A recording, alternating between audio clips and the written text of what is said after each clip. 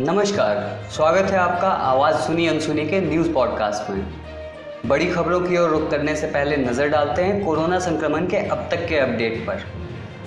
News पढ़े जाने तक पूरे विश्व में कोरोना से संक्रमित लोगों की संख्या 29,08,527 पहुंच गई है। इस वायरस से अब तक कुल 2,03,332 मौतें हुई, जबकि 8,24,002 लोग रिकवर हो चुके हैं। भारत की बात करें तो अब तक कुल 26,524 केस सामने आए हैं, जबकि अब तक देश भर में 827 मौतें और कुल 5,944 लोग रिकवर हुए हैं। अब नज़र डालते हैं आज की सुर्खियों पर। सिर्फ 15% बांटा जा सका है 1 किलो दाल वाला राशन। जम्मू में किसानों की मदद से बीएसएफ ने की 250 एकड़ में गेहूं की खेती। गुजरात बेस्ड कंपनी ने बनाया रीयूजेबल पीपीई किट। कोरोना संक्रमित ब्रिटिश प्रधानमंत्री बोरिस जॉनसन हुए रिकवर, सोमवार से करेंगे काम शुरू। पीआईबी ने माना केंद्र सरकार ने किसी को नहीं दी 1,000 रुपए की सहायता राशि। दिल्ली सरकार लागू करेगी दुकानें खोलने का केंद्र सरकार का फैसला, कंटेनमेंट जोन में नहीं होगा अमल। कोयंबटूर में 6 पुलिस अधिकारियों के कोरोना पॉजिटिव होने के बाद 2 पुलिस स्टेशन बंद। सिपाही को उठक बैठक कराने वाले बिहार के कृषि अधिकारी को मिला प्रमोशन। पटना एम्स में भी शुरू होगी प्लाज्मा थेरेपी। दरभंगा में दवा दुकान से हो रही थी शराब की होम डिलीवरी। 33 बोतल शराब के साथ 2 गिरफ्तार। सिर्फ 15% बांटा जा सका है 1 किलो दाल वाला राशन। केंद्र सरकार की ओर से कोरोना संक्रमण के प्रभाव से ग्रसित गरीबों के लिए वेलफेयर पैकेज की घोषणा की गई थी। इस पैकेज के तहत प्रधानमंत्री गरीब कल्याण योजना के करीब 80 करोड़ लाभार्थियों को 3 महीने के लिए 5 किलो चावल या गेहूं के साथ 1 किलो दाल मिलना था, मगर अब तक सरकार सिर्फ 15% दाल ही बांट पाई है। कंज्यूमर अफेयर्स विभाग के मुताबिक इस महीने करीब 1,96,000 टन दाल वितरित करना था, पर अब तक सिर्फ 30,000 टन ही दाल बांटा जा सका है। वितरण में कमी आने का कारण गोदामों में मिलिंग ऑपरेशन का नहीं होना बताया जा रहा है। सरकारी अफसरों की माने तो मई के पहले सप्ताह में वितरण में तेजी आएगी। जम्मू में किसानों की मदद से बीएसएफ ने की 250 एकड़ में गेहूं की खेती। बीएसएफ ने जम्मू से सटे चाकोरी इलाके में किसानों की मदद से 250 एकड़ जमीन में गेहूं की फसल उगाई है। यह जमीन इंडो पाक विवाद के कारण सालों से खाली पड़ी थी। BSF 36 battalion commander Ajay Suryavanshi ने एएनआई से बातचीत में कहा कि इस खेती से 2500 से ज़्यादा गेहूं की बोरियां तैयार होंगी। यह फसल अब कटाई के लिए तैयार है। गुजरात बेस्ड कंपनी ने बनाया reusable PPE kit. Corona outbreak के दौरान बायोमेडिकल अपशिष्ट की समस्या से निपटने के लिए Gujarat based sure safety India limited नामक कंपनी ने reusable personal protection equipment kit इजाद किया है। कंपनी के मैनेजिंग डायरेक्टर एन दांड के मुताबिक ये पीपीई किट 100% सुरक्षित हैं। इनके डिस्पोजेबल होने के कारण बायोमेडिकल वेस्ट उत्पादन की समस्या भी नहीं होगी। कोरोना संक्रमित ब्रिटिश प्रधानमंत्री बोरिस जॉनसन हुए रिकवर, सोमवार से शुरू करेंगे काम। ब्रिटिश मीडिया रिपोर्ट के अनुसार प्रधानमंत्री बोरिस जॉनसन कोरोना संक्रमण से पूरी तरह ठीक हो चुके हैं।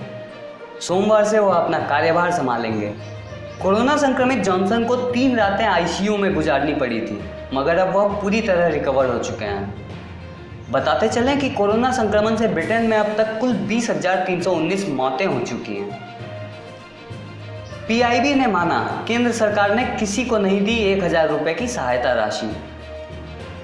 प्रेस इंफॉर्मेशन ब्यूरो की फैक्ट चेक यूनिट ने स्पष्ट किया है कि तथाकथित कोरोना सहायता योजना के तहत किसी को भी 1,000 रुपए नहीं दिए गए हैं।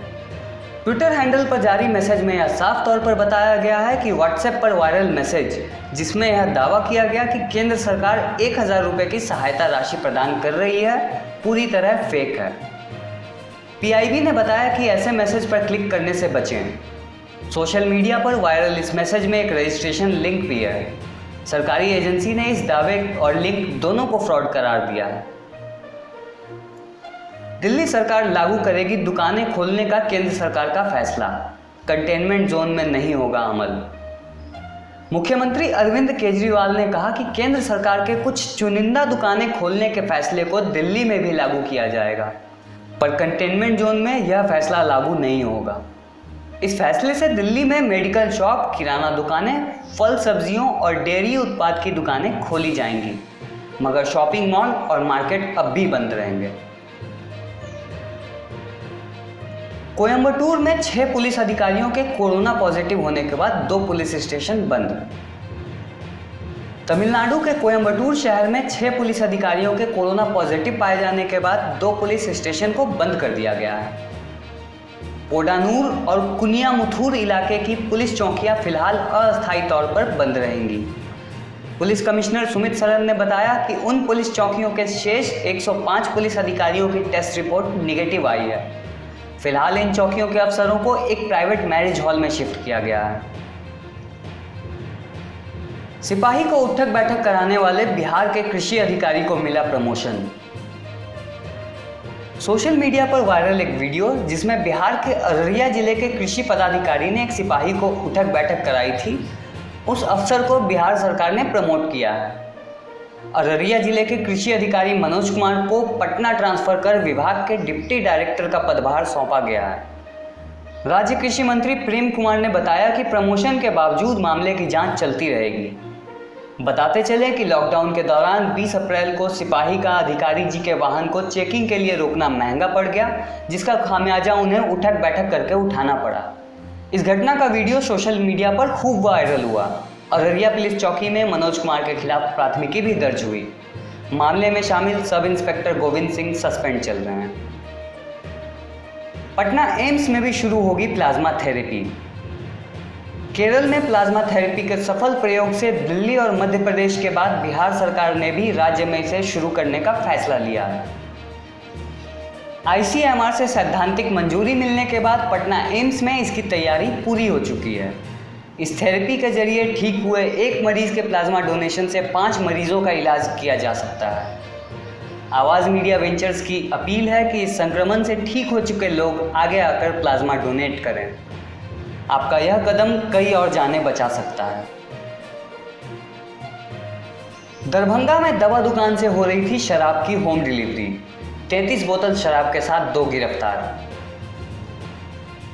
लॉकडाउन और शराबबंदी के बावजूद बिहार के दरभंगा जिले में विदेशी शराब की होम डिलीवरी का मामला सामने आया है। शनिवार को पुलिस ने जिले के कुशेश्वर थाना क्षेत्र के बेर चौक के पास एक दुकान में छापामारी कर 33 बोतल विदेशी शराब के साथ पिता पुत्र को हिरासत में लिया है। मामला थोड़ा हटकर है, क्योंकि जिस मेडिकल दुकान से यह तस्करी की जा रही थी वो भी बिना लाइसेंस के ही चल रही थी। दवा दुकानदार फुलेश्वर भगत के सुपुत्र गणपति भगत अपनी बाइक से शराब की होम डिलीवरी भी करते थे। आज के 10 on 10 न्यूज़ पॉडकास्ट में बस इतना ही। कल फिर हाजिर होंगे दिन की 10 बड़ी खबरों के साथ। तब तक के लिए नमस्कार।